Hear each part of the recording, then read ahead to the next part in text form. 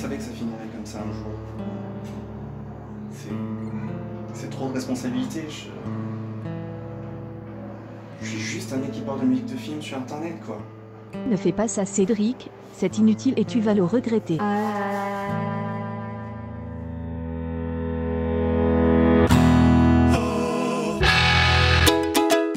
Bonjour, bonsoir, c'est vous qui voyez, on se fait un petit récap film comme en beau vieux temps où c'était juste toi et moi, les yeux dans les yeux. Et aujourd'hui, on va parler de Zombieland 2. Non.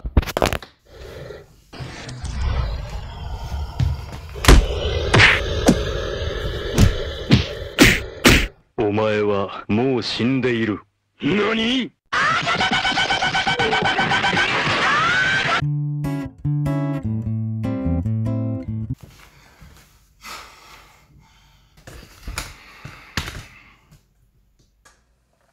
Putain, un zombie pour parler de Zombieland, c'est l'ironie du siècle, quoi. Tu t'attendais à quoi? Mes premiers vaccins ont certes de légers effets secondaires, mais j'ai bon espoir pour les prochains tests.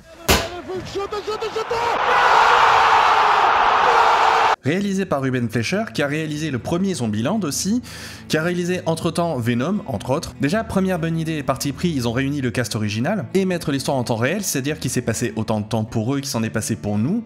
Du coup, c'est comme si on retrouvait des vieux copains. Ensuite, mettre genre 2 minutes ou plus de Master of Puppets de Metallica, j'étais comme un gamin, c'était tellement cool. Et je sais pas si vous en rendez compte, mais 2 minutes dans un film, c'est long, c'est très long, surtout quand ça fait pas particulièrement avancer l'histoire. Surtout comparé à la musique originale du film, qui pour la plupart font moins d'une minute. Et c'est pas innocent, à travers ça, le film nous claque dès le début. Les gars, détendez-vous, c'est un gros kiff. Et oui, c'est vrai. Alors dès que je suis pas là, tu te transformes en fanboy, c'est ça? Il y a plein de rock et de guitare dans l'ST, tu peux pas m'en vouloir. Et qu'est-ce que tu fous là encore? Forcément, j'aimerais parler des images, de la réalisation, des acteurs, des décors, mais c'est pas mon focus, mon angle d'attaque, ma plus-value pour parler Startup Nation. Oh, je me mets à parler comme la lampe. Je le sais, vous le savez, ils le savent, mon dada à moi, c'est la musique et le son. Pour parler rapido du sound design, quelques anecdotes qui vont pas vous surprendre, mais qui collent bien au genre zombie. Vu que le film est tout public, les bruits violents pas drôles, style coup de feu, explosion, sont moins forts, mais les bruits comiques, même violents, eux, sont exagérés. Comme ça. Quelle lâcheté de s'en prendre à un cadavre sans défense. Il était déjà mort avant de m'attaquer, hein. Ne fais pas ça, Cédric. Une fois de plus, la team regrette. Sinon, film de zombies oblige, leurs grognements sont plus forts que la normale. Encore une fois, représentation du niveau de menace par rapport au volume. Plus c'est fort, plus c'est dangereux. C'est pour ça que le Homer, par exemple, fait presque pas de bruit. Le Homer?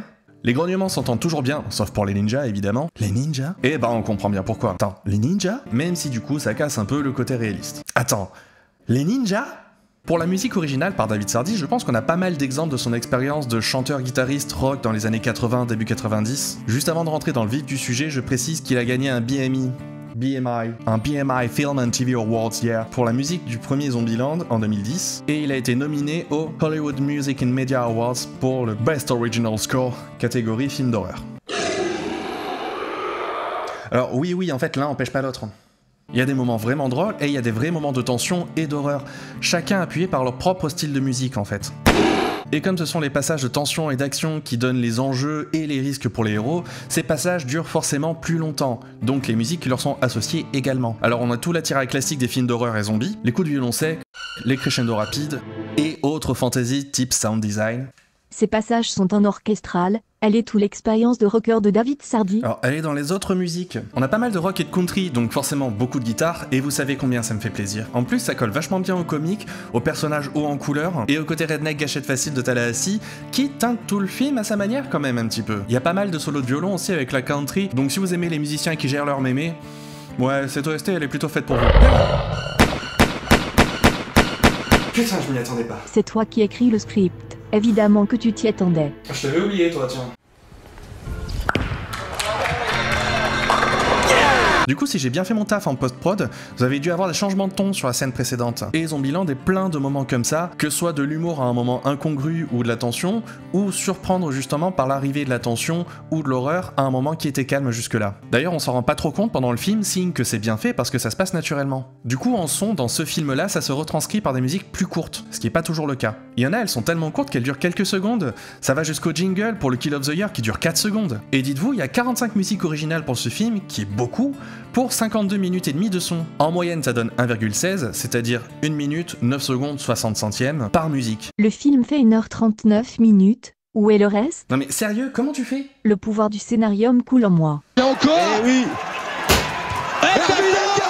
Alors oui, c'est vrai, sur le papier, du coup, il y a un trou de 46 minutes. Mais il faut compter le temps des musiques préexistantes, dont au moins 2 minutes de Master of the Puppets. Mais il y a aussi Lynyrd Skynyrd, Patti Smith, Bob Dylan, Bob Marley. On a même La Donna Mobile de Verdi. En tout, 20 musiques. Pas en entière. Mais elles sont là. Il y a aussi les fois où le hippie joue de la guitare. Mais un point important par lequel je voudrais finir, le silence. C'est très anticlimatique. C'est bon, tu m'as fatigué.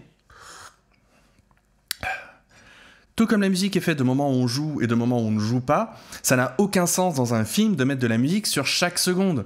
Tout comme ça n'a pas de sens de mettre un dialogue sur chaque seconde du film, ou de l'action, ou quoi que ce soit. Un bon film, c'est comme une bonne chanson, c'est un bon équilibre de tout ça en fait. Très philosophique comme fin de vidéo. Oui, et ça me laisse l'espoir que s'il y a un méchant ultime, il y a peut-être un héros ultime quelque part. Ah, quelle blague.